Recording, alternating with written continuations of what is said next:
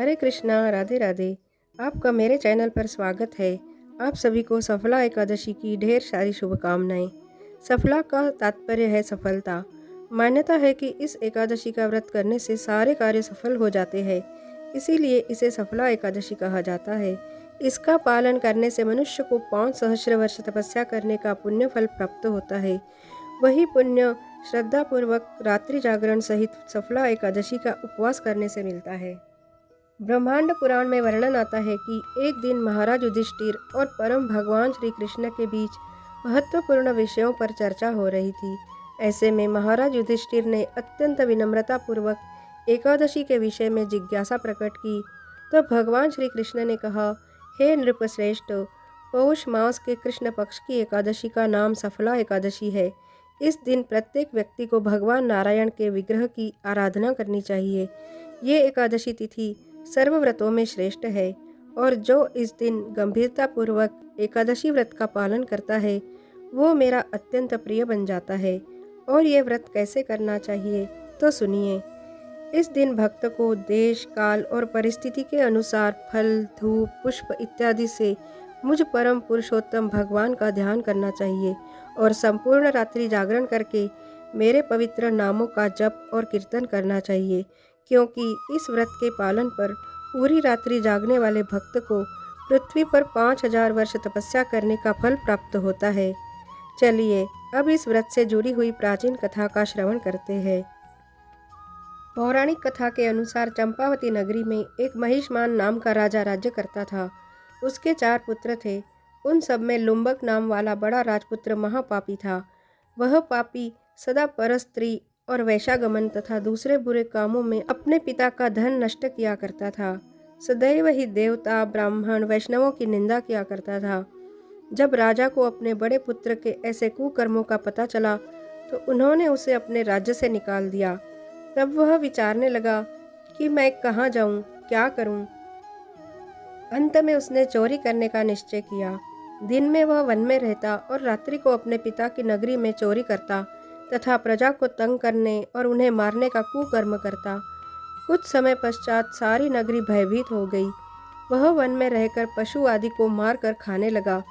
नागरिक और राज्य के कर्मचारी उसे पकड़ लेते, किंतु राजा के भय से छोड़ देते। वन में एक अति प्राचीन विशाल पीपल का वृक्ष था। लोग उसकी भगवान के समान पूजा करते थे। उसी वृक्ष के नीचे वह महापापी लुम्बक रहा करता था।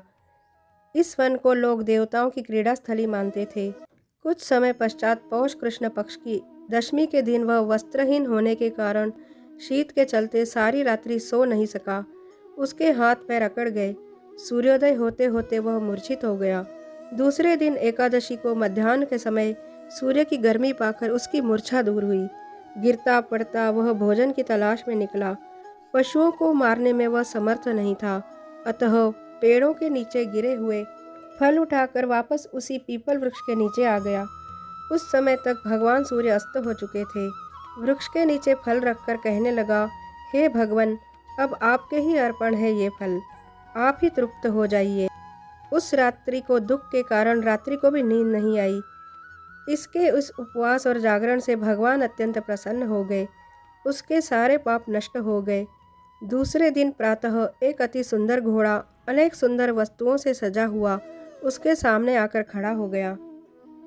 उसी समय आकाशवाणी हुई कि हे राजपुत्र, श्री नारायण की कृपा से तेरे पाप नष्ट हो गए। अब तू अपने पिता के पास जाकर राज्य प्राप्त कर। ऐसी वाणी सुनकर वह अत्यंत प्रसन्न हुआ और दिव्य वस्त्र धारण करके भगवान आपकी जय हो कहकर अपने पिता के पास गया। उसके पिता ने प्रसन्न होकर उसे समस्त राज्य का भार सौंप दिया और वन का रास्ता लिया। अब लुम्बक शास्त्रानुसार राज्य करने लगा। उसके स्त्री, पुत्र आदि सारा कुटुंब भगवान नारायण के परम भक्त हो गए। वृद्ध होने पर वह भी अपने पुत्र को राज्य का भार सौंपकर वन में तपस्या करने चला गया और अंत समय में वैकुंठ को प्राप्त हुआ। कथा का समापन करते हुए भगवान श्री कृष्ण कहने लगे, हे राजन, जो इस कथा का श्रवण मात्र करता है उसे राजसूय यज्ञ करने का पुण्य फल प्राप्त होता है।